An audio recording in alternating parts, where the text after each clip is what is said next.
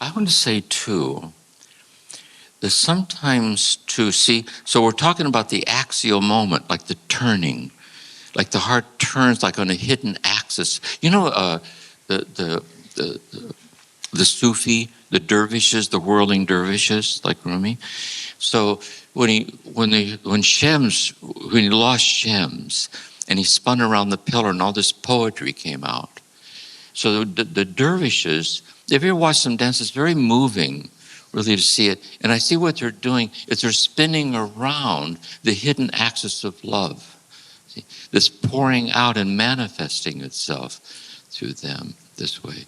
So sometimes the turning takes place in suffering, like in AA, trauma, and there's a great turning. And out of the depths of the turning place, a light shines out this way. But sometimes, too, the turning happens in bliss, in joy. In other words, sometimes what happens is you can't hold on to your internalized feelings of low self-esteem and open your eyes wide enough to accept the love that's coming right towards you this way. And we have to, there's an axial moment where love breaks us open this way.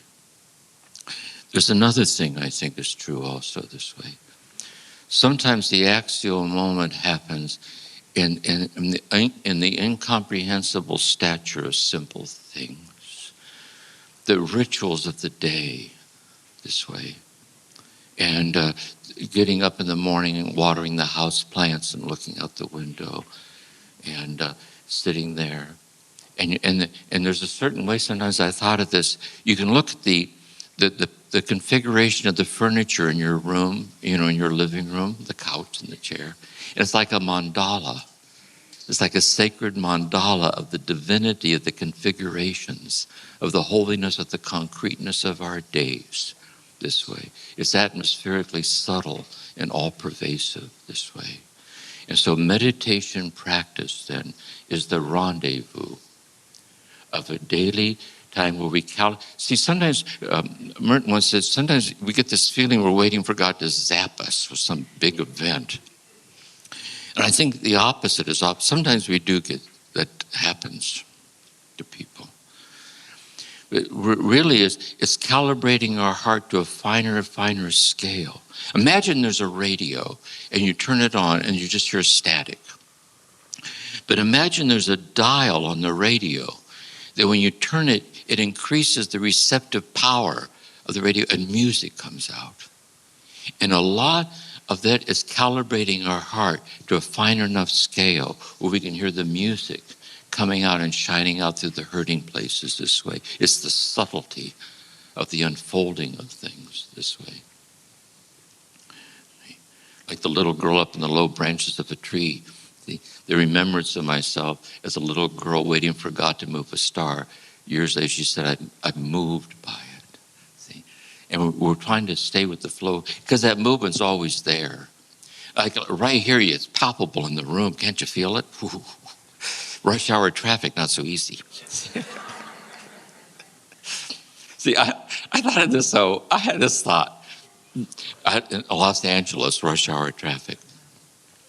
What's the difference between sitting here and being late for something in rush hour traffic? Except the state of consciousness. So what if you would do this? You're driving in rush hour traffic, you're driving home, and you would, every time you stop at a red light, you see all the other people on the red light going through, and you're so happy for all of them waving. And then a stunning thing happens.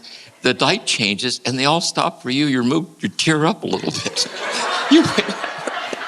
It's like the spiritual life at every intersection. You get one of your Buddhist bells on the dashboard of your car and hit it every time the bell rings. See, the boss says to you, maybe you can go home early today. So why? Miss rush hour.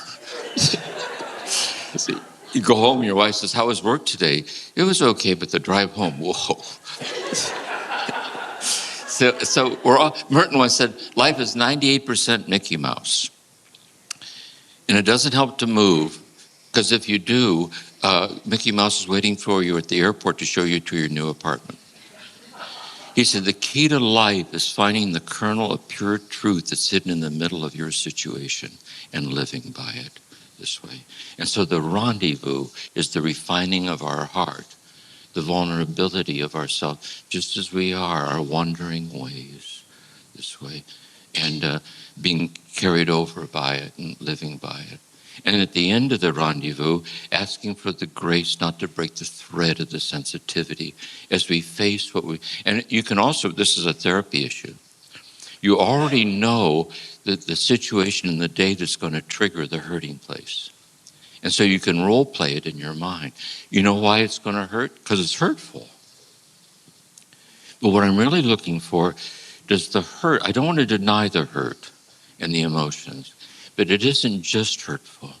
There's also a potential in the encounter that's waiting there for me this way. And can I be present to it in ever greater consistency like this?